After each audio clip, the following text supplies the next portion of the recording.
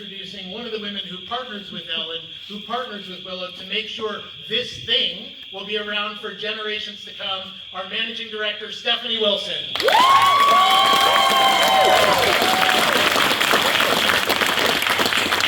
Stephanie's a little shorter. First of all, I'd like to just take a few minutes because I want to include you in all of the things that are happening at Theatricum. Not our calendar, but the things that are going on behind the scene. And to do this, I have to go back to 1971.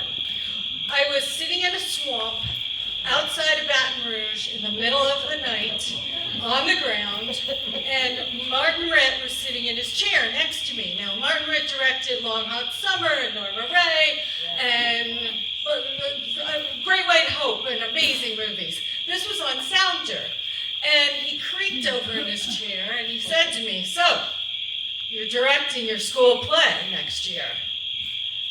"Yes, sir," I said. And he said, "Here's what I got to tell you." He said, "Take what you care about." And I thought, first of all, holy moly, Marty Ritt's giving me, directing insight. "Take what you care about and hold on to it with a death grip. And everything else, let it go." "Okay," I said to him. "No," he said, "the stuff you let go, here's what's going to happen. Other people are going to pick it up. And they are going to either surprise you with their brilliance or muck it up. But you get to hold on to the stuff you really cared about. So it's worth it." So I had to bring notes, sorry, because I forget words so all of a sudden. Anyway, I said, "Yikes." And John Alonso called him to go to camera, and he creaked out of his chair and walked over to camera, and over his shoulder he said, "Yikes." So that's exactly what's happening right now at Theatricum. After the pandemic, we first started to become evolving because we were reflecting this amazing new world that had come out of it. Our board began to really dig in and become structured and set their sights on things like strategic plans and succession plans and bylaws.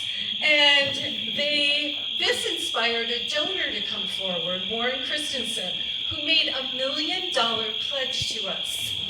Now, we get $100,000 a year, but only if we can raise $200,000 of new money. New money. Okay, holy moly, you're all saying, how the heck are you going to do that? That's not our biggest problem. Our biggest problem or challenge is when this happens, we're going to change. We're going to be able to pay people at like more than minimum wage. We might be able to buy a new printer. We're going to start collaborating with new people and new funders. And you know what's going to happen? All those new people, they're going to come in, and they're going to have these great ideas, and they're going to charm us with their brilliance, or they're going to muck it up. And we're going to have to hold on with that death grip to what we really care about. So that's what the business of our artistic team is up to. They are holding on with a death grip to what makes us us. And that's why we need you. Yeah, we're going to ask you for money. Yeah, we're going to ask you to dig deeper. We're going to ask you to go to Barstow. We're going to ask you to think about your will and your planning. We're going to ask for major gifts instead of minor gifts. We're going to ask to give monthly instead of annually. But that's really beside the point. What we're really going to ask you to do is talk. Talk to us. Who are we and what's going to keep us grounded? What's going to keep us who we are and why we're here? Because clearly this isn't your average, look.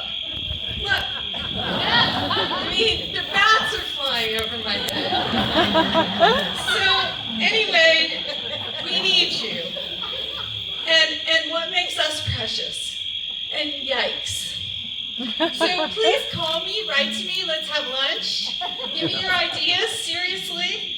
And thank you for being here tonight. I've been told 5,000 times by our wonderful staff to remind you to check silent auction before you leave. And thank you to all of you, wonderful people. And we really need this conversation. So thanks for being here.